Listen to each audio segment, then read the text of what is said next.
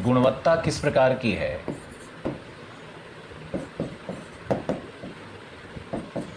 गुणवत्ता एवं विश्व कोल से तुलना, विश्व के कोल से तुलना। तीसरा है इसका वर्गीकरण एवं वितरण। चौथा है उपयोगिता विभिन्न आर्थिक क्षेत्रों में। विभिन्न आर्थिक क्षेत्रों में उपयोगिता क्या है, इस पे बात करनी होगी। स्ट्रक्चर बना लिया तो इंडिया का मैप बनाओ। तो भारतीय कोल की उत्पत्ति कैसे हुई है, ये मैंने आपको भूगर्भ शास्त्र में गोंडवाना फॉर्मेशन, गोंडवाना चट्टानें कैसे बनी, क्या हो, इसमें सब समझाया भी है, लिखवाया भी है। तो ये पार्ट हो चुका है।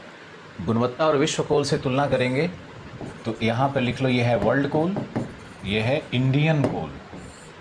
तो वर्ल्ड कोल का कैलोरीफिक वैल्यू हाई होता है, इसका लो होता है। दूसरा, सल्फर की मात्रा लो होती है, यहाँ हाई होता है। तीसरा यहाँ पे है मॉइस्चर, आर्द्रता लो होती है, भारतीय कोल में हाई होता है। कार्बन का कॉन्सेंट्रेशन 90 से 95% है, भारत वाले का 80% है। पांचवा, इसकी उत्पत्ति 300 से 280 मिलियन वर्ष पूर्व हुई और भारतीय कोल का 220 से 180 मिलियन वर्ष पूर्व हुई। तो भारत का कोल नया है।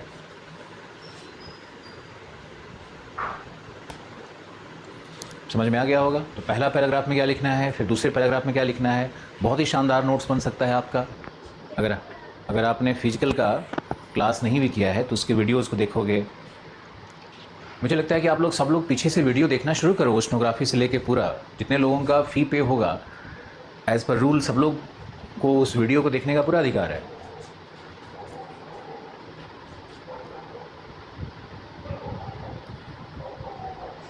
अंकुर प्रकाश, नहीं हुआ है तो क्या हो गया, एक पैराग्राफ वहां से ले लेना बाद में। ज्योग्राफी तो लिंक्ड है ही। अगर मान लो कि एक बात कहते हैं तुमसे, हमारी सबसे पहली क्लास जो ज्योग्राफी में शुरू होती है वो ओशनोग्राफी से शुरू होती है। तो जब भी हम ओशनोग्राफी पढ़ाते हैं तो मुझे लगता है कि यार इसके पहले तो क्लाइमेटोलॉजी कर देना चाहिए था या जियोमॉर्फोलॉजी कर देना चाहिए था। अब जियोमॉर्फोलॉजी पढ़ाने जाते हैं तो लगता है कि इसके पहले तो ये कर देना चाहिए था। क्लाइमेटोलॉजी पढ़ाने जाते हैं तो लगता है कि इसके पहले इन्वायरमेंट पढ़ा देना चाहिए था। सब लिंक्ड है, इसलिए कभी भी असंतुष्ट फील नहीं करो कि मेरा वो नहीं हुआ है। वो कहीं से भी शुरू करोगे ना, वही लगेगा कि अरे वो भी थोड़ा सा लिंक्ड है। इसलिए आप परेशान ना रहो, अच्छे हो, इंटेलिजेंट हो, जैसा कि दिख रहा है मुझे अभी। तो गुणवत्ता और विश्व से तुलना कर दिया। वर्गीकरण पे आते हैं। तो भारतीय कोल का वर्गीकरण है, सबसे पहला तो है भारत में एंथ्रासाइट कहाँ मिलता है भाई। तो ये तो कश्मीर वैली में बहुत ही थोड़ी मात्रा में है और कहीं नहीं मिलता है, लेकिन एंथ्रासाइट। लेकिन यहाँ पर भारत में मेन क्या है, बिटुमिनस है। और बिटुमिनस में कोकिंग कोल है। कोकिंग कोल मिलता है झरिया में। मेटलर्जिकल है, मेटलर्जिकल कोल भी झरिया के पास में ही मिलता है, वहीं मिलता है। भारत का बेस्ट कोल झरिया में ही है, दामोदर बेसिन में है। फिर लो बिटुमिनस है, तो ये सब जगह मिलता है, रानीगंज और तालचेर। अभी तो बोला सारा नाम यार। कोरबा में भी मेटलर्जिकल है। मध्य प्रदेश वाला सारा, एमपी का कोल, महाराष्ट्र का कोल, सब इसके अंतर्गत आएगा। तीसरा में आओगे तो है तुम्हारा टर्शियरी कोल। टर्शियरी कोल मेनली दो जगह में है, जम्मू एंड कश्मीर। तो जम्मू एंड कश्मीर में भी दो जगह में है, नीच होम NICH CHA को ठीक कर देते हैं, नीचा होम और कालाकोट और उधमपुर में एंथ्रासाइट भी है। और टर्शियरी कोल और एक जगह है असम में वही है माकुम, नज़ीरा, शिवसागर, डिगबोई, नाहरकटिया, इस तरह का असम में टर्शियरी कोल का भंडार मिलता है। इंडिया के फिजिकल वाले भी जाकर के भूगर्भ शास्त्र वाला मैप में सब पढ़ना है तुम लोगों को। उसके बाद है लिग्नाइट मिलता है गुजरात, राजस्थान में सबसे ज़्यादा है लिग्नाइट, और है तमिलनाडु में बताया ही नवेली है, राजस्थान में पालना है, गुजरात में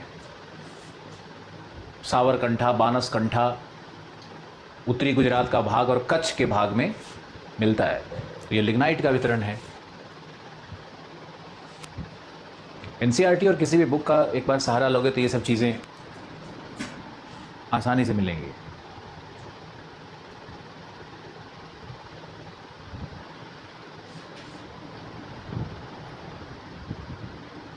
आप ह्यूमन इकोनॉमिक्स से जो ज्वाइन किए हो तो फिजिकल आपका बचा हुआ है, तो फिजिकल का आप बहुत अच्छा रहेगा, क्योंकि देखो वीडियो क्लास 1.5 से 2 घंटे का, पौने 2 घंटे का वीडियो क्लास इफ़ेक्टिवली होता है। और आपको चाहिए कि 2 क्लास रोज़ कम से कम देखें। और ज्योग्राफी में ऐसा कुछ भी नहीं है जो हमने 3 महीने पहले पढ़ाया हो और कल पढ़ाने जाएं तो उसमें कुछ भी ऐड कर पाएँ, एक अक्षर नहीं होगा।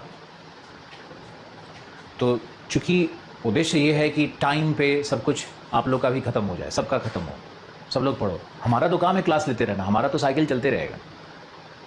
हम तो फिर फ्रेश बैच स्टार्ट करेंगे। एक बार फिजिकल से शुरू करेंगे, फिर एक बार ह्यूमन से शुरू कर देंगे। बीच में भी स्टूडेंट्स इंक्वायरीज आता है, एडमिशन्स लेते हैं, चाहते हैं हमसे ही पढ़ना, तो हम उनको एंट्री देते हैं। एंट्री नहीं देंगे, 6 महीना वेट करवा देंगे, तो उनका बहुत बड़ा डैमेज है।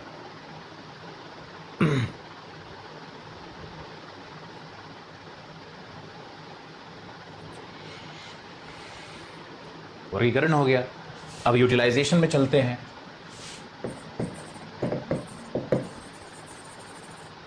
यूटिलाइजेशन कोल का सबसे पहले कहाँ, सबसे ज़्यादा तो पहले रेलवेज़ में होता था, लेकिन रेलवेज़ का घटते जा रहा है। थर्मल प्लांट में सबसे ज़्यादा यूटिलाइजेशन हो रहा है, thermal power production, thermal plants में। फिर होता है आयरन एंड स्टील में, फिर होता है सीमेंट इंडस्ट्री में, फिर होता है डाई एंड कलर, फिर हो सकता है केमिकल इंडस्ट्रीज़ में, रासायनिक उद्योगों में। हालांकि डाई एंड केमिकल उद्योग के अंतर्गत ही डाई एंड कलर आता है, तो इसको तुम लिख सकते हो अदर केमिकल इंडस्ट्रीज। कोयले का यूटिलाइजेशन है, इसको कैसे दिखाया जाता है, एक लेकर के ऐसे सेक्टर दिखा दोगे, ये हमारा थर्मल प्लांट है 1, आयरन स्टील है 2, तो ये हो गया हमारा 1, ये हो गया हमारा 2। फिर आएगा हमारा रेलवेज़ और 3 और 4 और 5, 6, 7 ऐसे करके जो डिफरेंट सेक्टर्स हैं उसको दिखाया जाता है पाई डायग्राम्स पे। इसी को बोलते हैं पाई डायग्राम। अब जो स्टूडेंट 10th क्लास तक कुछ पढ़ा ही नहीं है, वो अचानक से सिविल सर्विसेज में बहुत बड़ा परफॉर्मेंस दे दे, मुझे तो सीरियस डाउट आता है।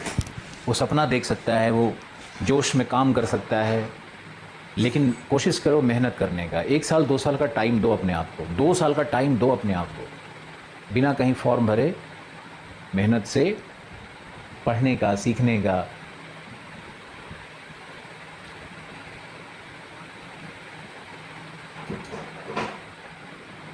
इंडिया ईयर बुक, हर साल तो ये डेटा बदलना है। इंडिया ईयर बुक में आप इसको देख सकते हो। यूटिलाइजेशन में पाई डायग्राम का प्रयोग। पाई डायग्राम कितने लोगों को आता है? बहुत आसान सा चीज़ है।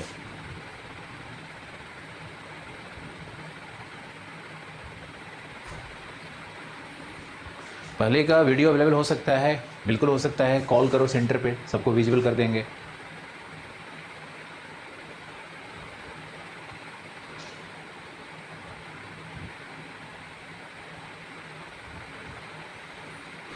इसमें नहीं, ये सबसे अच्छा इसका है इंडिया ईयर बुक।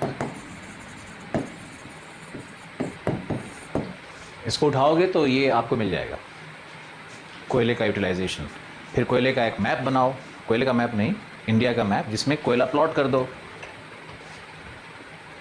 सारे कोयला जहाँ मिलता है उस क्षेत्रों को प्लॉट करो। अब आप लिखो भारत के खनिज के आर्थिक महत्व